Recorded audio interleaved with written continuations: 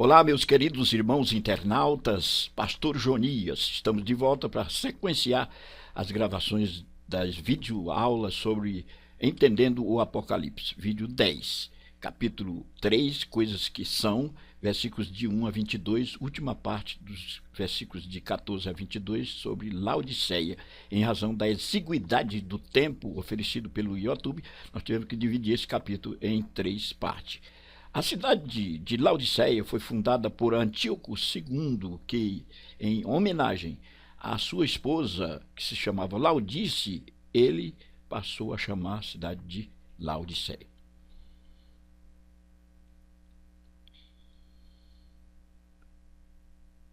Apocalipse capítulo 3, de 14 a 22, igreja de Laodiceia. E ao anjo da igreja de Laodiceia escreve. Antes de adentrarmos nesses versículos, vamos dar uma navegada aqui na cidade antiga de Laodiceia. Aqui nós temos uma panorâmica que se descortina diante da nossa visão e temos aqui a cidade antiga de Laodiceia. Aqui uma pilha de ruínas da cidade de Laodiceia, porque as cidades sofriam abalos sísmicos e eram deterioradas e posteriormente reedificadas. Aqui uma panorâmica, as paisagens que circundam a cidade de Laodiceia. Laodiceia situava-se no local da cidade moderna hoje de Denizli, que fica na Turquia, no cruzamento de estradas principais da Ásia Menor. Antigamente, a água da cidade vinha via arqueaduto das fontes termais ao sul da cidade. Até chegar em Laodiceia, a água ficava morna. A qualidade dela não era boa e a cidade ganhou a reputação de ter água não potável. Ao engolir esta água, muitas pessoas vomitavam. Daí a razão do autor usar uma carona aqui da cultura da região local e dizer: porque és morna, vomitar-te-ei da minha boca. Semelhantemente, Jesus foi provocado a vomitar de sua boca a igreja de Laodiceia, aqui no capítulo 3, versículos de 15 a 16.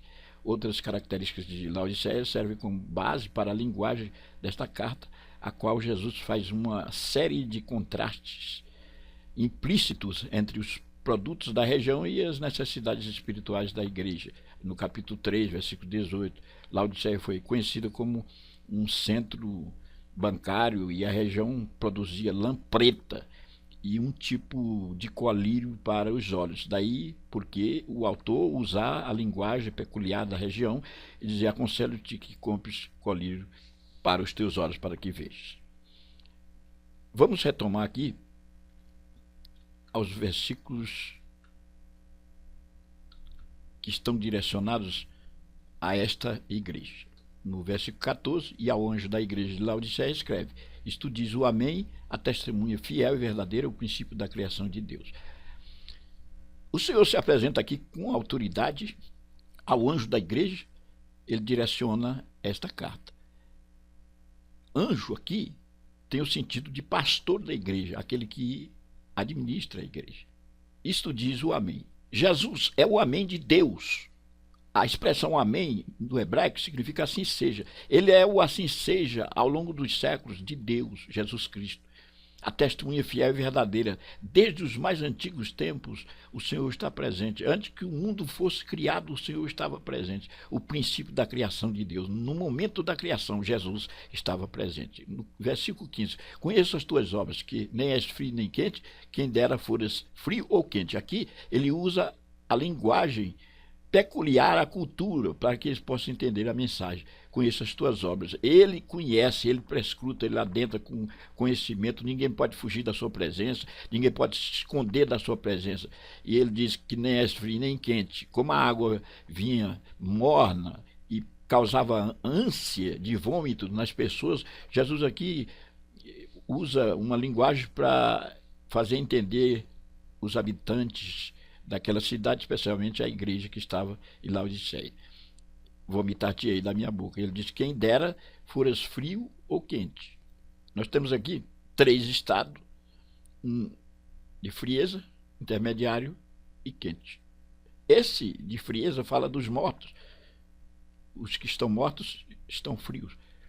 o Kant fala da posição do crente diante de Deus com o Espírito Santo na sua vida. E o morno é aquele indesejável que causa ânsia de vômito. No 17, como dizes, rico sou e estou enriquecido e de nada tenho falta, e não sabes que és um desgraçado e miserável, pobre e cego e nu.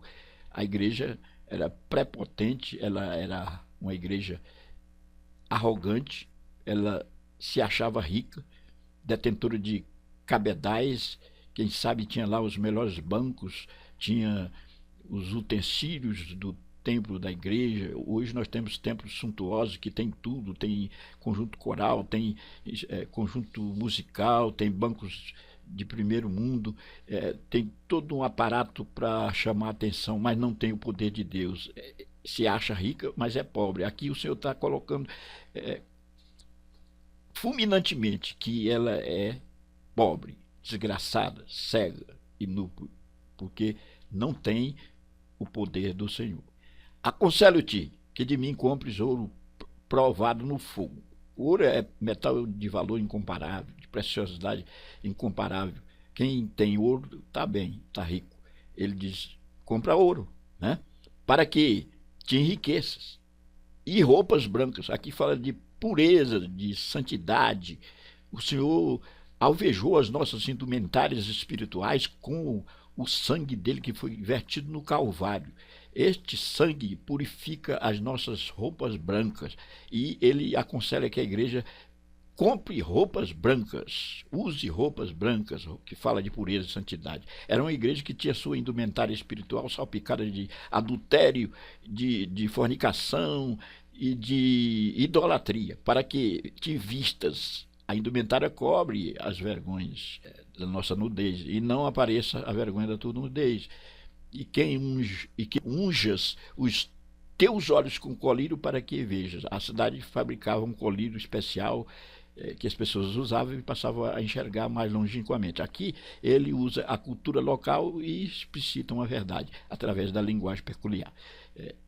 Enxergar as coisas espirituais era uma necessidade daquela igreja, uma igreja que estava voltada apenas para as coisas materiais, para os cabedais materiais e desprovida do poder de Deus. O Senhor aconselha a todos que estendam o seu olhar com o colírio que pode fazer a limpeza dos nossos olhos para enxergar as coisas espirituais que ele tem colocado à disposição, os dons do Espírito e tantas coisas maravilhosas, mas isso aqui ele usa uma linguagem figurada.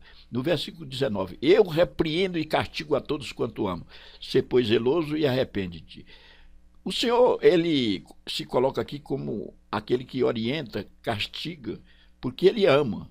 O pai, quando ama o filho, ele orienta, castiga e repreende, mas é porque quer ver o filho na senda da prosperidade e do bem. Ser, pois, zeloso, ardente de coração, dedicado, voltado para as coisas de Deus. Arrepende-te. Sempre que as pessoas se arrependem dos seus pecados, o Senhor está pronto a perdoar os seus pecados. A igreja, apesar de tudo isso, se arrependesse, seria perdoada. No versículo 20, eis que estou à porta e bato, se alguém ouvir a minha voz e abrir a porta, entrarei em sua casa e com ele cearei e ele comigo. Aqui o Senhor está falando, eu só entro na tua casa, na tua porta, se tu abrires e manda um recado para a igreja. Estou batendo na porta, porque eu quero trazer a minha bagagem de bênção. O Senhor está dizendo que tem muita coisa preciosa. Quando ele diz assim, se ouvir a minha voz, ele está respeitando o livre-arbítrio, ele não entra de qualquer maneira. Ele precisa de entrar quando você autoriza, quando alguém ouve a voz e abrir a porta. Entrarei em sua casa e com ele cearei e ele comigo. Fala de refeição, de alimentação. O Senhor tem todo o provimento, ele tem tudo para saciar as nossas almas, aleluia. Ele nos enche com alimentação espiritual, ele está a bater na porta, ele mandou um recado, dizendo à igreja que abrisse a porta. No versículo 21, ao que vencer, lhe concederei que se assente comigo no meu trono, assim como eu venci e me assentei com o meu Pai no seu trono. Jesus tem as marcas do vencedor, eu vos falei no vídeo anterior, ele venceu todas as coisas e faz uma proposta aqui para aqueles que forem vencedores, sentar com ele no seu trono. É um privilégio, é uma prerrogativa poder estar sentado com o Senhor nas mansões celestiais, aleluia. Oh, glorificado seja o Senhor. Quantos que estão a lutar, estão a pelejar, estão a enfrentar tantas barreiras, tantos problemas, mas que serão vencedores e quando cabalizar essa jornada aqui, estarão se assentando com o Senhor nas mansões celestiais.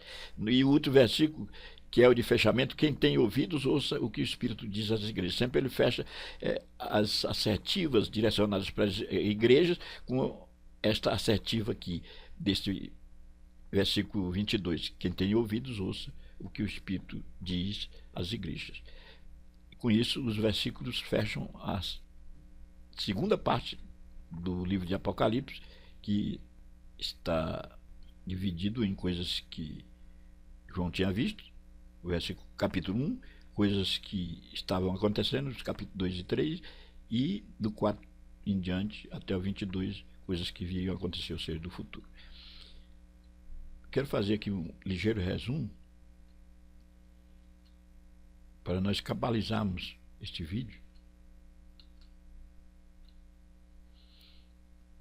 De forma geral, a história da igreja está organizada em 6 grandes períodos. O apostólico era das perseguições, imperial, Idade Média ou Igreja Medieval, e o período da Reforma e do cristianismo moderno. Isso aqui, você pode olhar aqui que tem o ano que começa e termina cada período, só pausar o vídeo e dar uma olhada.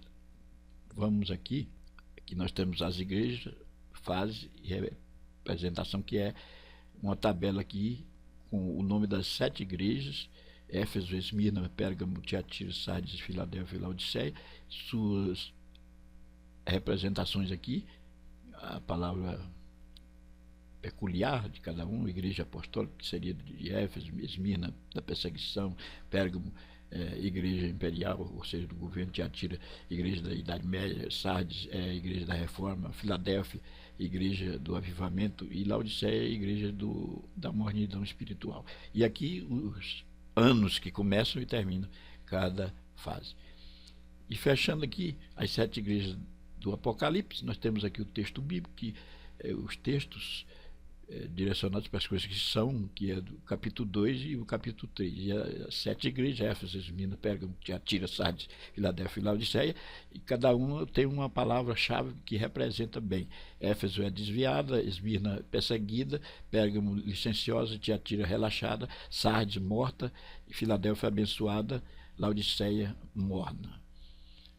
Devo dizer-lhes que as 2 igrejas, Esmirna e Filadélfia, não receberam nenhuma crítica da parte do Senhor. Com isso, nós fechamos esta segunda parte do livro de Apocalipse e estaremos dando sequência na terceira parte, através dos capítulos de 4 a 22.